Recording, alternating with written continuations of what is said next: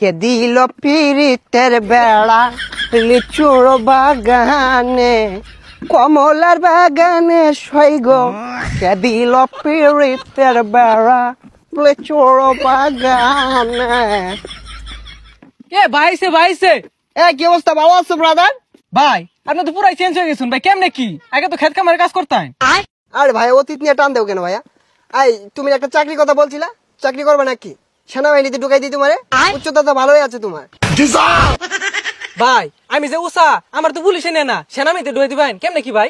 আরে সমস্যা নাই, সেনাবাহিনী আমার কাছে ছোট ভাই, তুমি যদি 2 ফুট চাও তাও তোমারে ঢুকাই দিব না মানে চাকরিতে।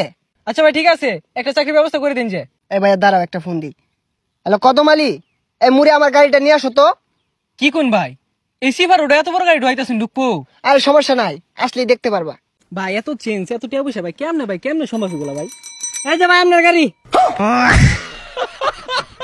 ভাই এই গাড়ি চালাতে পারবেন? আরে 12 মাস তো এগুলাই চালাই। এই সরো। দেখছস ভাইয়ের কি চেঞ্জ।